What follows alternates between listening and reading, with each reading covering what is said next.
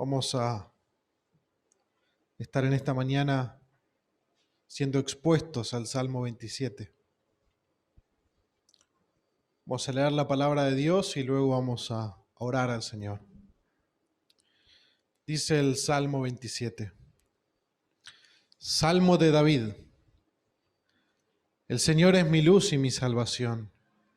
¿A quién temeré? El Señor es la fortaleza de mi vida. ¿De quién tendré temor? Cuando los malhechores vinieron sobre mí para devorar mis carnes, ellos, mis adversarios y mis enemigos, tropezaron y cayeron. Aunque un ejército acampe contra mí, no temerá mi corazón. Aunque en mi contra se levante guerra, a pesar de ello estaré confiado. Una cosa he pedido al Señor y esa buscaré: que habite yo en la casa del Señor todos los días de mi vida, para contemplar la hermosura del Señor y para meditar en su templo. Porque en el día de la angustia me esconderá en su tabernáculo. En lo secreto de su tienda me ocultará. Sobre una roca me pondrá en alto. Entonces será levantada mi cabeza sobre mis enemigos que me cercan, y en su tienda ofreceré sacrificios con voces de júbilo. Cantaré, sí, cantaré alabanzas al Señor. Escucha, oh Señor, mi voz cuando clamo. Ten piedad de mí y respóndeme. Cuando dijiste, buscad mi rostro te respondió, tu rostro, Señor, buscaré. No escondas tu rostro de mí, no rechaces con ira a tu siervo, tú has sido mi ayuda. No me abandones ni me desampares, oh Dios de mi salvación. Porque aunque mi padre y mi madre me hayan abandonado, el Señor me recogerá. Señor, enséñame tu camino y guíame por senda llana por causa de mis enemigos. No me entregues a la voluntad de mis adversarios, porque testigos falsos se han levantado contra mí y los que respiran violencia. Hubiera yo desmayado si no hubiera creído que había de ver la bondad del Señor en la tierra de los vivientes. Espera al Señor. Esfuérzate y aliéntese tu corazón. Sí, espera al Señor. Padre bueno, tú inspiraste a David a escribir estas palabras. Y hoy estás con nosotros. Por eso queremos pedirte que nos hables a través de tu palabra inspirada. Que hables a cada uno de nuestros corazones, porque cuando Dios habla, todo lo demás se calla, Señor. Cuando Dios habla es como una tormenta, Señor, como el tronar de muchos truenos. Cuando tú hablas, Señor, las cosas suceden, las cosas se transforman, las cosas cobran vida. Necesitamos la voz de Dios.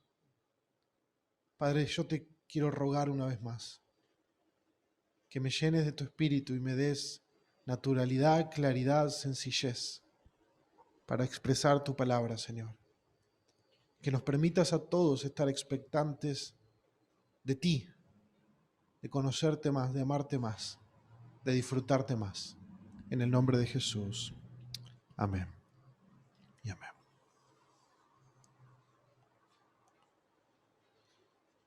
En esta mañana, a través de este Salmo 27, vamos a ver que los verdaderos creyentes confían en Dios ante la adversidad.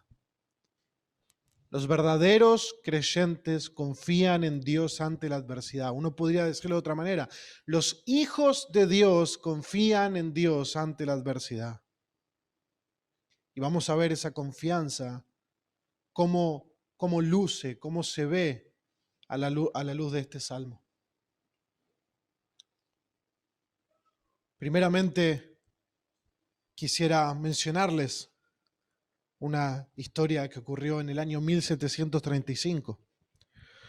Juan Wesley, un predicador muy conocido en ese tiempo, que predicó por todos los Estados Unidos en un tiempo donde recién comenzaba la colonización de esa tierra.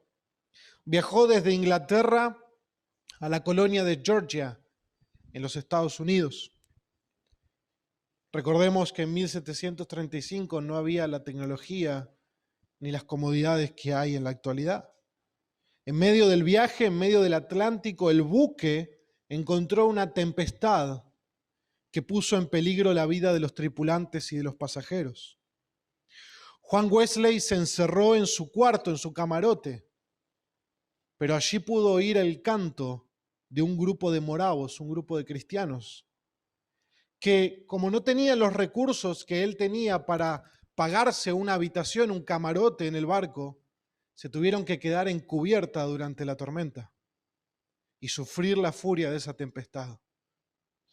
Después, el señor Wesley preguntó a uno de estos creyentes cómo ellos y sus niños podían cantar en circunstancias tan terribles. A lo que este hombre le contestó con una pregunta: señor Wesley, ¿conoce usted a Jesucristo? Para el creyente, Jesús echa fuera el temor.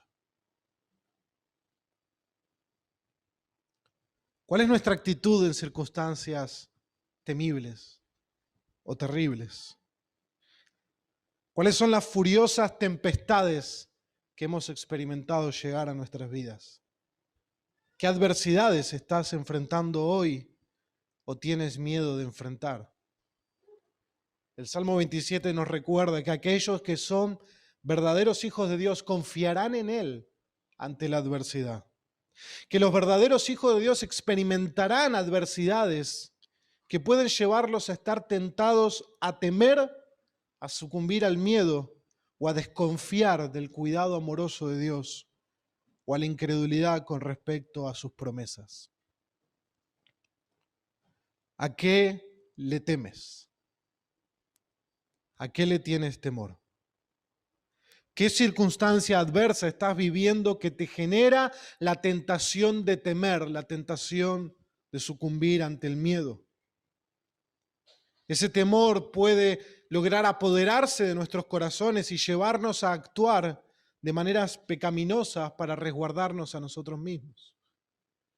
El temor tiene la capacidad de ponerse en el timón de nuestro corazón y empezar a tomar decisiones, no por fe, sino movidos por el temor. Si algo que tememos nos logra hacer pecar para evitarlo, entonces estamos errando en la manera de enfrentar la adversidad. Alguien que teme perder el trabajo, entonces comienza a mentir para mantenerlo. Alguien que tiene temor ante una enfermedad empieza a ignorarla, a negarla como si no existiera. Alguien que teme la muerte de un ser querido comienza a buscar distraerse en otras cosas para no pensar en eso. Esas cosas no solucionan el temor. Lo ocultan. Le dan un lugar que no merece en nuestros corazones y lejos de ser gobernados por la palabra de Dios, son llevados por el temor, el miedo, la desconfianza y la incredulidad. Es una tentación real que está a la puerta de cada una de nuestras vidas. Entonces, ¿es verdad que Jesús echa fuera el temor, como le dijeron a Juan Wesley? ¿Cómo debe ser la actitud de un creyente genuino ante situaciones de adversidad y peligro? ¿Debemos dejarnos dominar por el temor o el miedo? ¿Cuál es la manera correcta de enfrentar el temor? Cuando miramos el Salmo 27 vemos a David enfrentando situaciones muy peligrosas que ponen en riesgo su vida y su reputación como rey de Israel. No podemos determinar exactamente el momento histórico en que David escribe este salmo, pero sí podemos saber que él está ante una amenaza grande que se está gestando en su contra.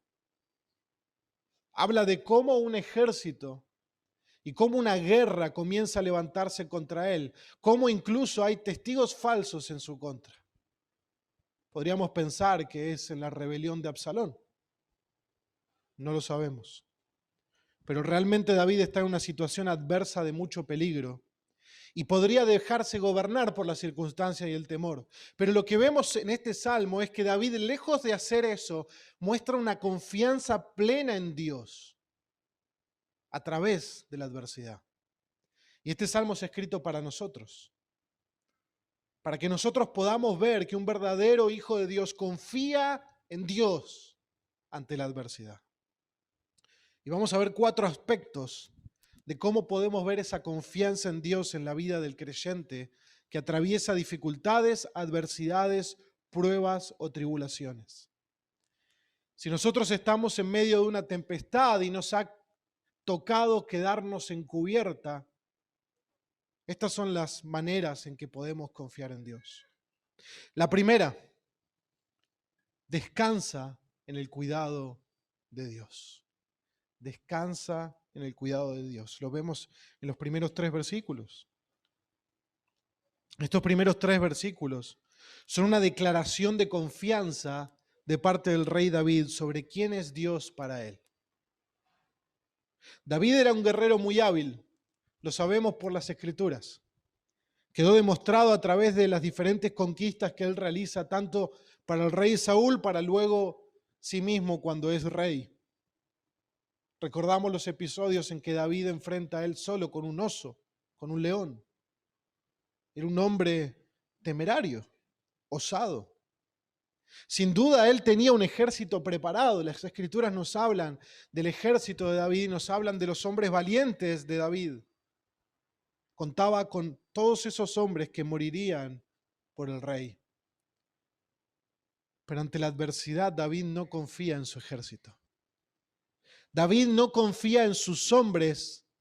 David no confía en su propia habilidad de librarse de sus enemigos. Él está confiando y descansando en el cuidado que el Señor tiene de él. David no está solo ante esas amenazas. No está solo ante la adversidad. Dios está con él. Y acá se nos abre una perspectiva distinta ante la adversidad. El Señor es para David una fuente de confianza y seguridad ante cualquier circunstancia. Fíjense que David comienza este salmo declarando su confianza en el Señor, declarando que el Señor es mi luz y mi salvación. El Señor es la fortaleza de mi vida. El comentarista Boyce dice que este verso es el primer lugar en todo el Antiguo Testamento y el único en que se adjudica el nombre luz a Dios. El Señor es mi luz. El único lugar donde lo encontramos en todo el Antiguo Testamento. La luz tiene la capacidad de hacer retroceder las tinieblas. Nos da claridad, nos permite ver las cosas como son. La luz trae esperanza en medio de la oscuridad. En varias ocasiones se menciona la luz que Dios trae en la vida del creyente. Por ejemplo, en el Salmo 18, versículo 28, tú enciendes mi lámpara, oh Señor, mi Dios que alumbra mis tinieblas. David dice que el Señor es su luz y su salvación. Y esta salvación no la tenemos que entender desde un punto de vista del Nuevo Testamento, sino desde una liberación, una salvación de sus enemigos, una liberación de sus enemigos, de la adversidad. Otro salmo de David nos muestra esta misma imagen de Dios como el libertador o como el salvador, el Salmo 18 en versos 2 y 3. David dice lo siguiente: el Señor es mi roca, mi baluarte y mi libertador, mi Dios, mi roca en quien me refugio, mi escudo y el cuerno de mi salvación, mi altura inexpugnable. Invoco al Señor, que es digno de ser alabado, y soy salvo de mis enemigos. A pesar de toda su calificación militar para salvarse a sí mismo, David no está confiando en eso. Nos hace un eco de Pablo, ¿verdad? Con todo su historial religioso, dice Pablo, eso es basura, al lado del incomparable valor de conocer a Cristo. David dice, en cierta manera, todo eso es basura, porque el Señor es mi luz y mi salvación. Si David no tuviera al Señor, de nada le serviría todo su prontuario, todo su currículum militar. David dice que el Señor es la fortaleza de su vida. Una fortaleza o un refugio es un lugar para guarecerse del enemigo, para estar a salvo. para estar resguardado de todo peligro y de todo mal. David reconoce en Dios que su vida está a salvo, que está en un refugio ante el peligro que le acecha. Pero David no está en un refugio literal. Pero él está en Dios. Y él está viendo al Señor como su refugio. Sin importar que él estuviera expuesto en el medio del desierto ante los enemigos, el Señor es su refugio. Porque nada ocurre sin que el Señor lo permita. Hay una confianza declarada de David. Cuando pensaba en esta parte de la fortaleza, me imaginaba dos escenarios. Uno es en medio de una selva. ¿Cómo dormirías esa noche en medio de una selva? Probablemente intentaríamos hacernos un refugio, pero ¿realmente dormiríamos en paz, en seguridad? Yo no. Hay miles de peligros en un lugar así. Pero si estuviéramos durmiendo en un refugio militar, donde hay centenares de soldados montando guardia 24 horas, ¿cómo dormiríamos? ¿Tendríamos temor? ¿Ven el contraste? Cuando uno está en un refugio, hay descanso, sin importar lo que hay afuera. Cuando uno está en un refugio, no importa si afuera están bombardeando, uno está seguro, uno está tranquilo, uno está fuera del alcance del peligro. Y David reconoce que el Señor es para él un refugio, sin importar lo que pase afuera, sin importar la circunstancia adversa. Él se refugia en el Señor.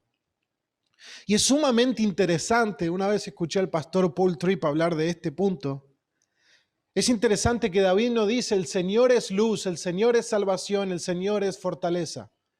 No, él dice el Señor es mi luz, el Señor es mi salvación, el Señor es mi fortaleza, la fortaleza de mi vida. Esa es la declaración con la que David comienza. Pone a Dios primero antes que la adversidad. Hasta ahora no sabemos lo que David está pasando, pero lo que sí sabemos es que él ha puesto al Señor delante de él. Y porque está a mi diestra no seré conmovido, dice un salmo. Hay una declaración de confianza, hay una intimidad y una relación entre el Señor y David, donde el Señor se convierte para él en su más grande defensa. Eso es fe, confianza en Dios. Pero esa fe y esa confianza, nosotros por las Escrituras entendemos que ya existía en David desde que él era muy jovencito. Hay una relación, una intimidad, una comunión con Dios que hacía que David pudiera tener esa confianza en él. Por lo tanto, David dice que no temerá su corazón y estará confiado. Fijémonos que la adversidad va en crecimiento. Si ustedes miran el versículo 2, dice que los malhechores vinieron sobre sí para devorar sus carnes. Es una imagen de fieras, de bestias que están buscando su mal. Y fíjense que dice mis adversarios y mis enemigos. Malhechores, adversarios y enemigos. Y dice, ellos tropezaron y cayeron. Como diciendo, yo no. Ellos, los que procuraban mi mal, tropezaron y cayeron. Pero yo, el Señor es mi luz y mi salvación. No temeré. Pero fíjense que comienza hablando de hombres, malhechores, enemigos, adversarios, y luego sube la escala de peligro y dice, pero aunque un ejército acampe contra mí, ya no estamos hablando de unos hombres, un ejército contra mí, no temerá mi corazón. Aunque en mi contra se levante guerra, a pesar de eso estaré confiado. Hay una escala de mayor gravedad cada vez. Y una pregunta que podemos hacernos es, ¿hasta qué punto estás dispuesto a confiar en Dios? ¿Hasta qué límite estás dispuesto a confiar en Dios? Bien, cuando tengo adversarios, enemigos, voy a confiar en Dios, pero un ejército, algo tengo que hacer. ¿Una guerra contra mí? Pensemos en el rey David, era un tiempo donde las guerras eran algo común, las conquistas de ciudades, de regiones, muchas vidas se perdían en eso. Entrar en guerra era una tensión y una crisis nacional. Pero aunque una guerra se levante contra mí, estaré confiado. Obviamente David no puede confiar en él, en su ejército. Él está confiando en algo que es mucho mayor que cualquier ejército y cualquier guerra. Y es el Señor. Ahí está la confianza de David. Es una declaración de fe. Pero en nuestro caso, ¿hasta qué punto nosotros estaremos dispuestos a confiar en Dios? Bien, estoy dispuesto a confiar en Dios en esta circunstancia, pero cuando esto se salga de mi control o se salga de este límite, ya no voy a confiar en Dios. Ya voy a sucumbir ante el miedo, ante el temor, a la desconfianza, a la incredulidad. ¿Cuál es tu límite de confiar en Dios? Ahora, mi pregunta también es, si tenés un límite de confiar en Dios, ¿conoces a Dios? Porque Dios es digno de toda confianza.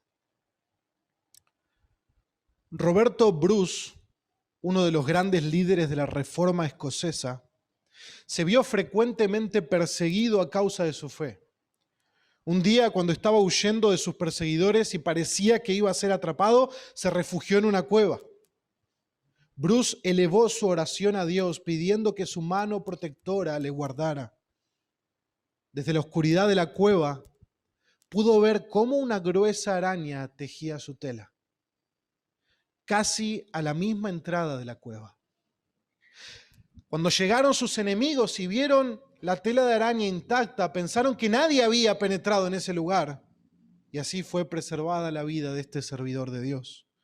Más tarde, cuando Robert Bruce daba su testimonio, solía decir: con Dios, una tela de araña es como un muro, pero sin Dios, un muro es como una tela de araña. ¿Dónde está nuestra confianza? Hermanos, nosotros no confiamos en la protección de Dios ante la adversidad como una manera de hacernos sentir bien y positivos. Nosotros no tenemos un Dios ficticio que nos creamos para poder sobrellevar las tristezas de la vida. Y nos consolamos unos a otros con un Dios que no existe. Hermanos, no.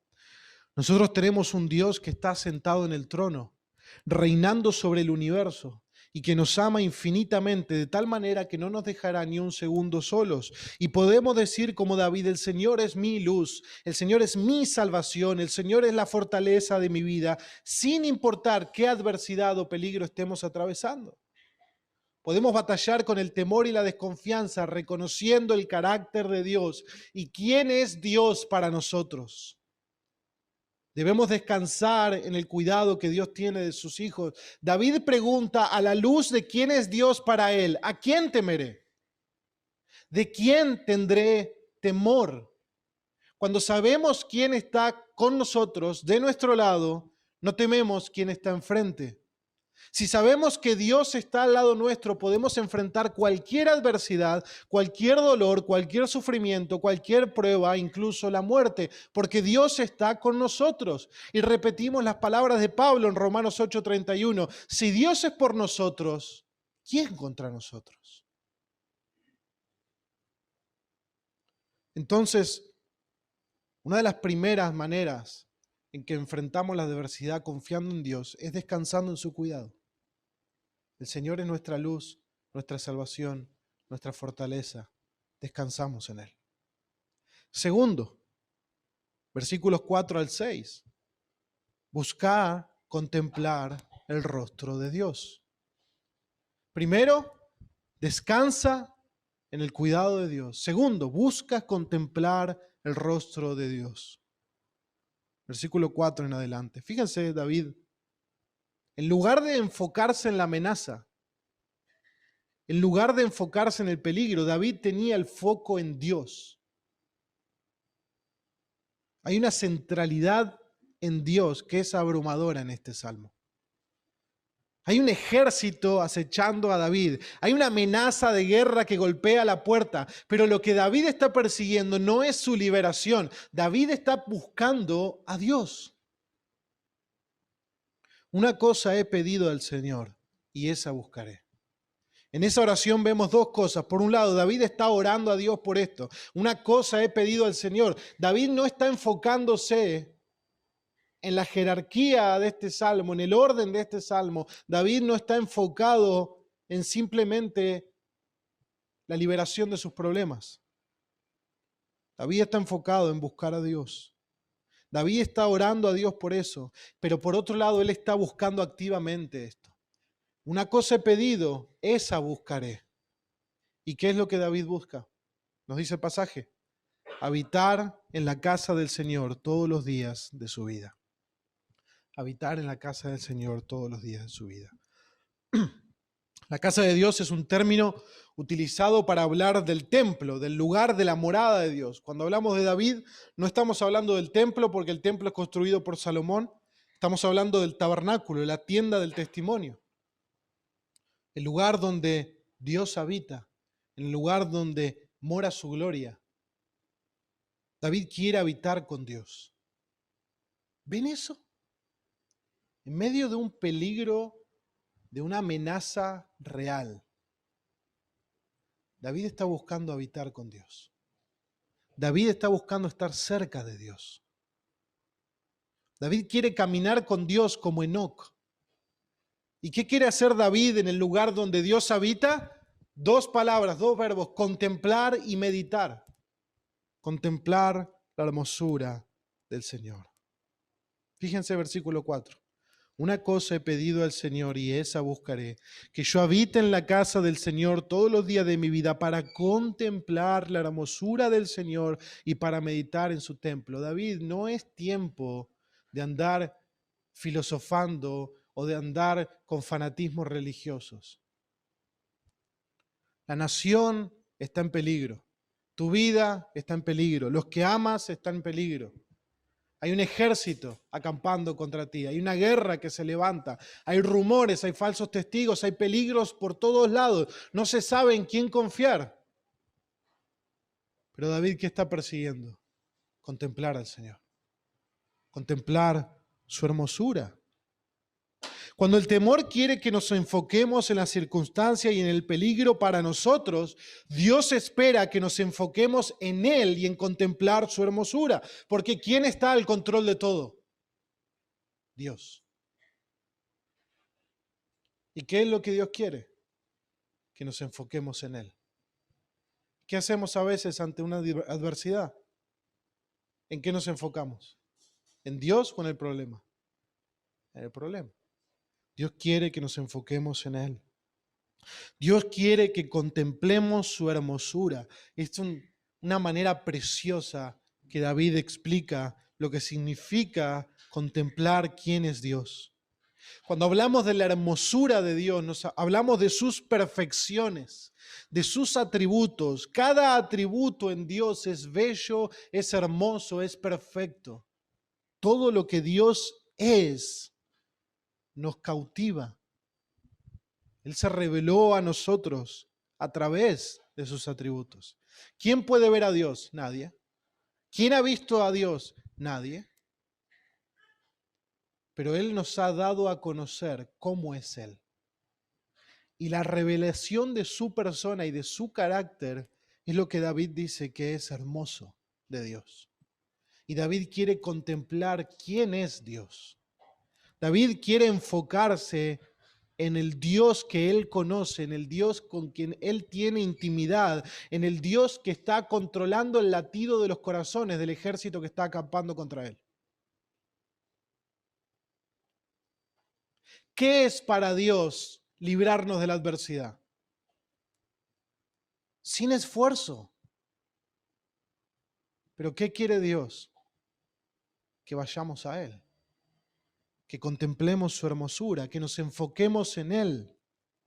Contemplar algo que es bello, uno mira y mira y mira, contempla cada detalle, cada aspecto. Imagínense una obra de arte, imagínense un atardecer. ¿Cuántos atardeceres uno no solo se queda mirando y decir, lo que estoy contemplando es bello, lo que estoy contemplando es hermoso? Y uno cuando contempla la belleza y la hermosura no quiere mirar para otro lado. David quiere contemplar la persona de Dios en cada detalle y quiere hacerlo en el lugar donde Dios hace su morada. El tabernáculo era un lugar de constante actividad de adoración, de ofrendas, sacrificios que eran continuos, la enseñanza de la ley, la lectura de las escrituras, los cánticos. Es como si David fuera un miembro de esta iglesia y dijera, quiero estar siempre en la iglesia por la mañana en un culto que no termine jamás, en un culto donde yo pueda experimentar y contemplar la belleza de Cristo, del Evangelio, de la gloria de Dios, ininterrumpidamente. Quiero estar siempre ahí, donde sé que Dios está, y contemplar todos los aspectos de su hermosura, de su santidad, de su sabiduría, de su perfección. Quiero meditar en su persona, en su palabra. No debemos olvidar el contexto de la adversidad. No estamos hablando que David está tranquilo en su cuarto sin saber qué hacer y por lo tanto, como no tiene nada que hacer, por qué preocuparse, se pone a meditar en Dios.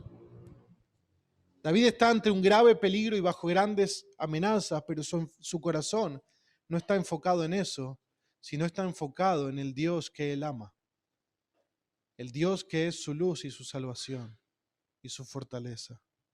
Y por lo tanto quiere estar donde él está. Y quiere habitar en su presencia y quiere hacer del lugar de la adoración a Dios su estilo de vida, su lugar de vida, su morada. Y esta actitud va acompañada de la confianza de que Dios lo liberará. Fíjense en el versículo 5 y 6. Porque en el día de la angustia me esconderá en su tabernáculo.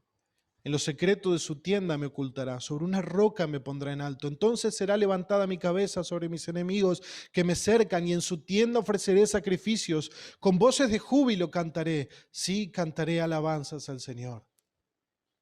David está confiando en que él verá la liberación de Dios ante su adversidad. Él verá que Dios hará bien a su vida en medio de la adversidad y que Dios lo guardará en el día de la angustia. Lo protegerá, estará con él, levantará su cabeza. Va acompañada esta actitud con la confianza en que Dios lo liberará.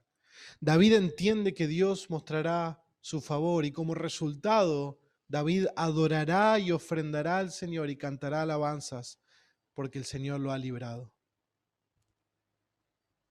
Acá hay una atmósfera de adoración a Dios en medio de la adversidad. David dice, yo quiero estar en tu casa, quiero concentrarme en vos, quiero enfocarme en vos, quiero contemplar y meditar en tu persona. Y con respecto al día de la angustia, tú me liberarás. Y cuando tú me liberes, adoraré tu nombre y cantaré. ¿Ven? David no está preocupado por él. Él quiere adorar a Dios y él sabe que la liberación que Dios le traerá va a volverlo a llevar a la adoración a Dios. Va a volverlo a llevar al cántico. Pregunta para nosotros. ¿Cuál es nuestra actitud hacia Dios en el momento de la prueba? A veces hay personas que en el momento de la adversidad dejan a Dios de lado y se dedican solo a salir del problema ellos mismos. Detienen la oración, detienen la lectura de la palabra. No hay tiempo. Hay que solucionar estas cosas. Hay que trabajar horas extras. Hay que sacar un préstamo. Hay que hacer esto, esto y esto. O quizás personas en el momento de una adversidad dolorosa, una enfermedad, la pérdida de un ser querido, culpan a Dios, se enojan con Él, creen que no se lo merecen y ya no quieren saber nada con la iglesia, no quieren buscar a Dios, no quieren saber nada con su palabra.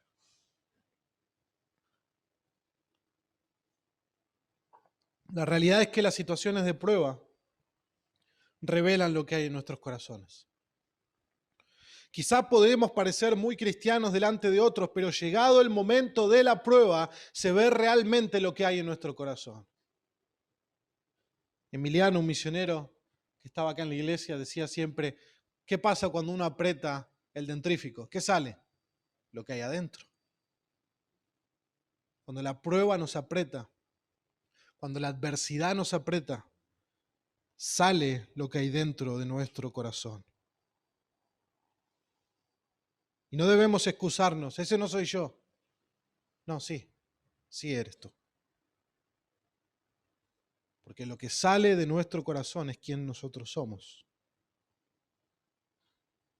Jesús dijo en la parábola del sembrador, si recuerdan, que hay muchos que tropiezan y caen de la fe que creían tener por la adversidad. Marcos 4, 16, 17 dice lo siguiente, y de igual manera estos son en los que se sembró la semilla en pedregales, son los que al oír la palabra enseguida la reciben con gozo, pero no tienen raíz profunda en sí mismos, sino que son solo temporales. Entonces, cuando viene la aflicción, cuando viene la persecución por causa de la palabra, enseguida tropiezan y caen. ¿Qué es lo que está diciendo Jesús ahí? Que hay personas que reciben el Evangelio con gozo, que reciben la palabra con gozo, que se entusiasman con Dios, se entusiasman con la iglesia. Pero llega la adversidad y todo ese entusiasmo se fumó. Y la fe que creían que tenían se fumó, porque no tenía raíz, porque no tenía fruto, porque no era genuina. La prueba puede mostrarnos que en realidad no hemos creído en el Hijo de Dios.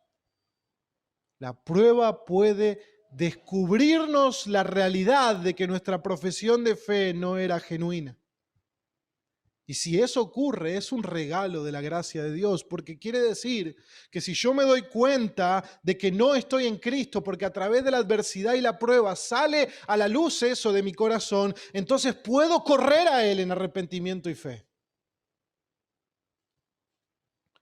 David nos muestra que la actitud correcta en toda circunstancia es buscar a Dios, buscar contemplar su hermosura, buscar estar en el lugar donde Dios habita y mora. Como creyentes del nuevo pacto, Dios mora en nuestro interior. ¿Qué problema tendríamos como creyentes argentinos de la provincia de Buenos Aires viviendo a las cercanías de Citibel si el templo estuviera en Jerusalén?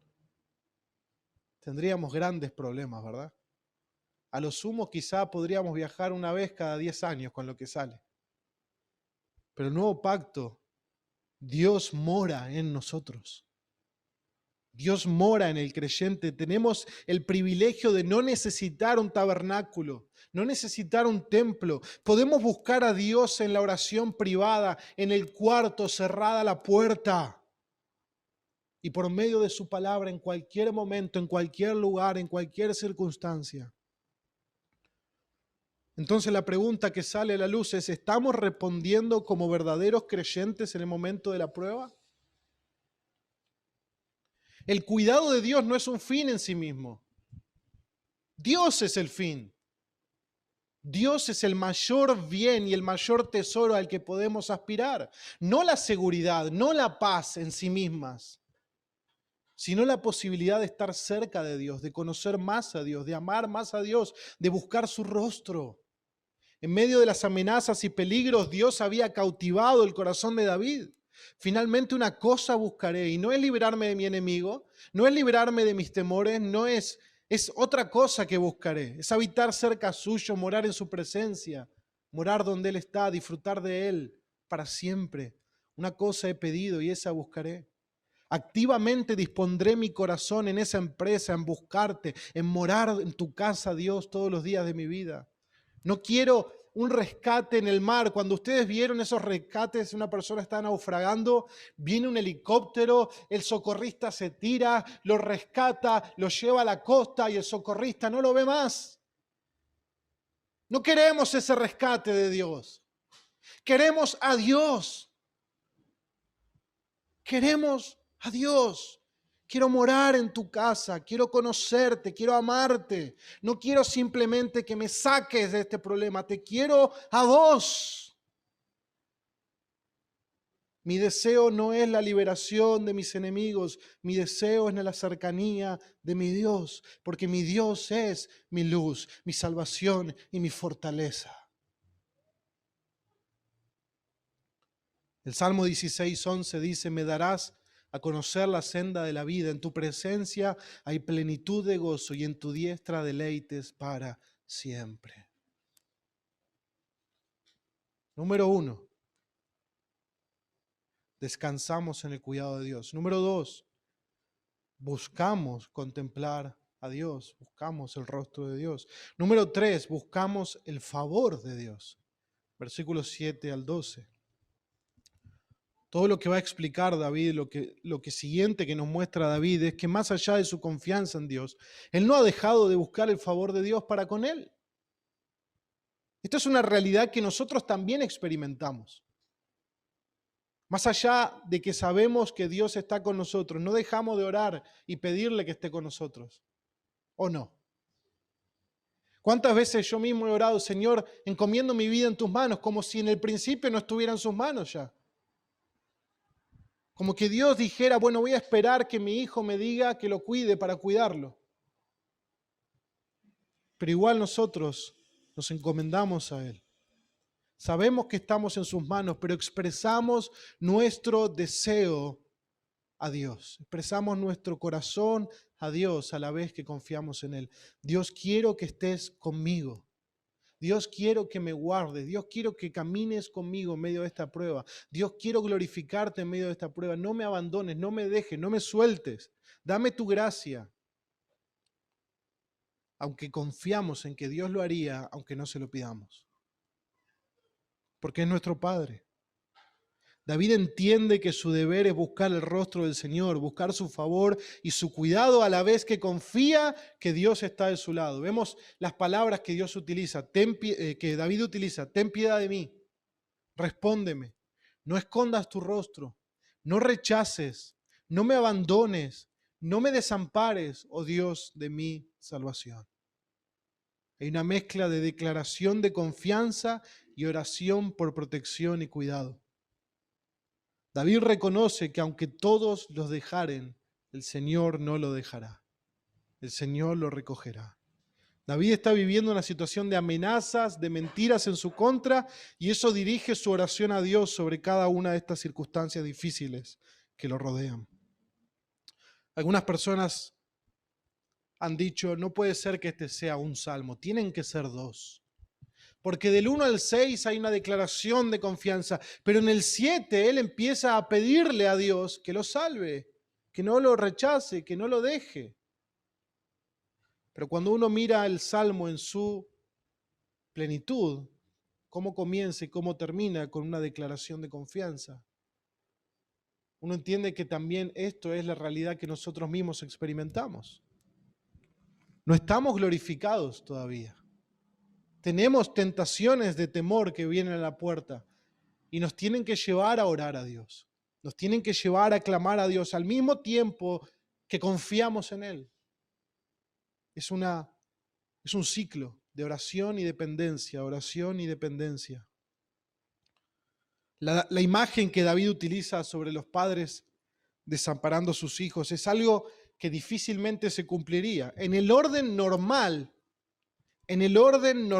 de las cosas, las últimas personas que pueden abandonar a alguien en medio de la adversidad o en medio de circunstancias difíciles son sus padres.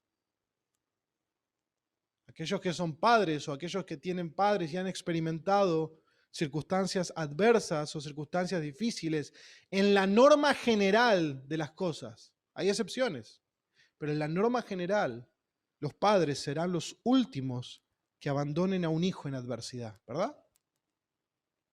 Pero dice David, aun si eso pasara, aun si en el momento de adversidad no tuviera nadie, de tal modo que hasta mi padre y mi madre me abandonaran, cosa que sería terrible, puedo tener la confianza en que Dios no me dejará.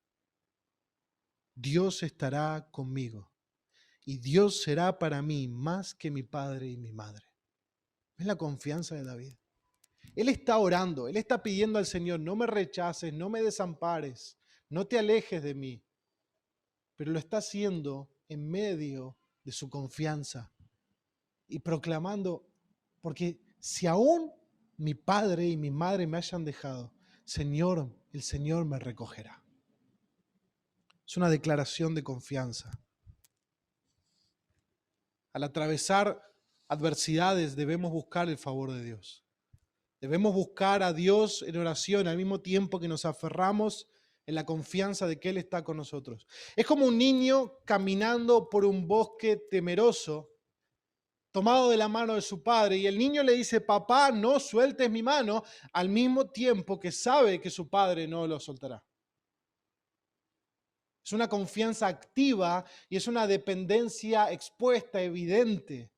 Dependemos de Dios, buscamos su favor, pero confiamos en su cuidado, en su amor paternal para nosotros. No fuimos creados para huir del peligro, fuimos creados para correr hacia Dios. Descansamos en su cuidado, buscamos contemplarle, buscamos su favor y por último, 4, esperamos en Dios. Versículos 13 y 14. Hubiera yo desmayado si no hubiera creído que había de ver la bondad del Señor en la tierra de los vivientes. Espera al Señor, esfuérzate y aliéntese tu corazón. Sí, espera al Señor. Estos últimos 2 versículos cierran el Salmo de la misma manera que comenzó, con una declaración de confianza. Si nosotros estructuramos el Salmo en 4 partes, tenemos primero una declaración de confianza, luego una búsqueda de Dios, otra vez una búsqueda de Dios y por último una declaración de confianza. Así está estructurado el Salmo de David. Comienza y termina con una declaración de confianza en Dios en medio de su búsqueda de Él. Estar confiados en Dios no es opuesto a buscar la protección de Dios en oración. Y este salmo nos muestra esas ambas realidades.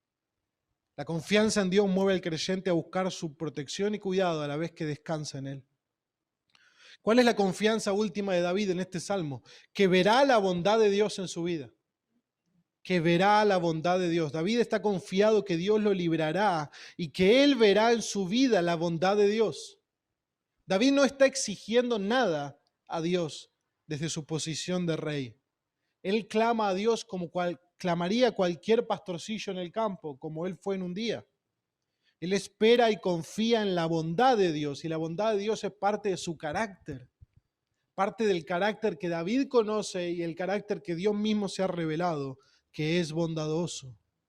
Él espera y confía en la bondad de Dios y no en su propia bondad. Conocemos que David era pecador. Las Escrituras nos dan zoom a pecados en la vida de David. Pero David no está diciendo al Señor, sálvame porque me lo merezco. Señor, sálvame porque he sido un buen creyente. Sálvame porque no he faltado a la iglesia. No, David está diciendo, hubiera desmayado si no hubiera creído que habría de ver la bondad del Señor. La bondad que el Señor tiene para pecadores. La bondad que el Señor tiene para aquellos que Él ha salvado. David ora. David busca a Dios, pero David espera en Dios. Y el Salmo termina recordándonos que esa bondad que esperamos ver de Dios no va a llegar simplemente en el momento que la pedimos. Nos recuerda que la bondad de Dios no siempre viene cuando nosotros queremos o de la manera que queremos. David espera la bondad de Dios sin garantías de tiempo, sin exigencias de tiempo. Señor, quiero ver tu bondad hoy. Señor, quiero ver tu bondad esta semana. Señor, líbrame de esta situación ahora. El Salmo termina recordándonos que confiar también es esperar. Confiar también es esperar el tiempo de Dios. Cuando esperamos en Dios, no lo estamos apurando. Si lo estamos apurando, no estamos esperando en Él. Hay personas que confían en Dios y lo apuran, como si Dios se hubiera olvidado. Dios no es como nosotros. Sus tiempos no son los nuestros. Si confiamos en Él, también esperaremos en Él. Confiaremos y descansaremos en Él.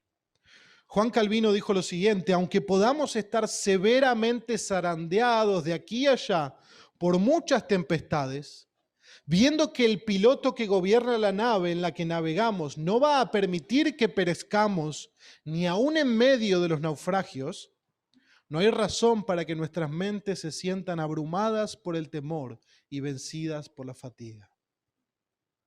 ¿Recuerdan ese momento cuando los discípulos están en la barca con Jesús y Jesús está durmiendo y hay una gran tempestad? Y dice que el barco empieza a inundarse y los discípulos están, acá morimos, y lo despiertan a Jesús. Señor, que perecemos, le dice, como Señor, ¿no te das cuenta que estamos? Y Jesús, ¿qué responde? Hombres de poca fe. Se levanta y no le habla a los discípulos, le habla al viento y al mar. Y todo se calma y uno se queda con la boca abierta. ¿Qué? Así es el poder que Dios tiene para calmar cualquier adversidad en nuestra vida. Sin ningún esfuerzo Él hace así y la enfermedad se va. Sin ningún esfuerzo Él hace así y la adversidad se acabó. Pero Dios quiere que confiemos en Él. Si Él está con nosotros, no tenemos que temer a la adversidad. Él tiene poder sobre la adversidad. Él está al control de la adversidad. Hermanos, esta certeza que nosotros vemos en el Salmo 27, esta certeza que podemos tener de que Dios no nos dejará ni nos abandonará, que Dios será para nosotros luz y salvación, que Dios será para nosotros fortaleza, no es porque nosotros lo merezcamos, ni tampoco es porque nuestra confianza en Él es perfecta. Ninguna de esas dos cosas. La realidad es que nosotros muchas veces sucumbimos ante el temor en la adversidad. La realidad es que a veces en la adversidad desconfiamos del cuidado de Dios, que a veces en la adversidad nos enloquecemos y nuestra brújula gira para todos lados porque nos dejamos gobernar por el temor. Pero debemos recordar que Dios es todo esto para nosotros. Dios es nuestra luz y nuestra salvación. Dios es nuestra fortaleza solo a través de su Hijo. Es Jesús quien hace posible esta realidad. Es Jesús quien llevó nuestro pecado en la cruz. Es Jesús que fue abandonado por Dios en la cruz para que nosotros jamás seamos abandonados. Jesús fue entregado a sus adversarios, como David ora. Jesús sufrió testigos falsos que se levantaron contra él, como David ora. Y en medio de todo eso, Jesús confió plenamente en Dios Padre. Jesús no tenía límites para su confianza en Dios. Confiaré en Dios hasta que me entreguen. Confiaré en Dios hasta que... No, Jesús confió en Dios todo momento. En el Getsemaní rindió su vida a la confianza del Padre, sabiendo lo que le esperaba. Jesús confió por nosotros. Jesús confió en nuestro lugar ante la adversidad más grande que ningún hombre jamás podrá enfrentar, que es la ira santa de Dios cargando nuestro pecado. Y es solo por medio de Jesús que podemos decir que Dios es nuestra luz y nuestra salvación. Es Jesús quien confió en Dios de una manera que nosotros jamás podemos confiar. De tal manera que cuando dudamos de Dios podemos igual ir a Dios. Que cuando estamos en la adversidad y tenemos temor, igual podemos acercarnos a Dios, porque Dios no está mirando nuestra confianza para decidir qué hacer. Dios está mirándonos a través de su Hijo, y su Hijo confió absolutamente y plenamente en su Padre. Y nosotros nos acercamos a Dios con esa justicia.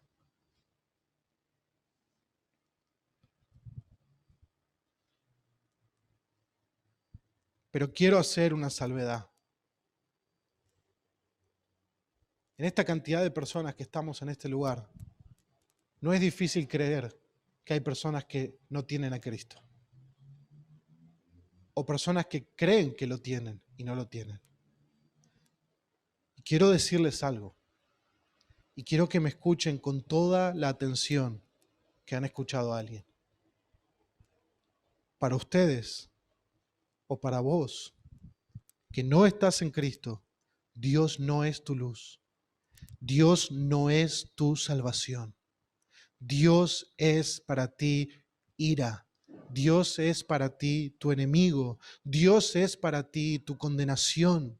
Dios es para ti tu verdugo. Si alguien no está en Cristo, no puedes esperar la ayuda de Dios contra la adversidad, porque tú estás en adversidad contra Dios. Porque tú eres el enemigo de Dios y Dios es tu enemigo por causa de tu pecado. Aunque clames y aunque clames y aunque clames y aunque clames a Dios, Él no te oirá por tu pecado. Él ha preparado oscuridad, tinieblas, un fuego que no se apaga, un lloro y crujir de dientes para todos sus enemigos. Por favor, no creas que Dios es tu luz si no estás en Cristo. Dios es tu oscuridad si no estás en Cristo. Examínate. Examínate si Jesús es verdaderamente tu justicia delante de Dios.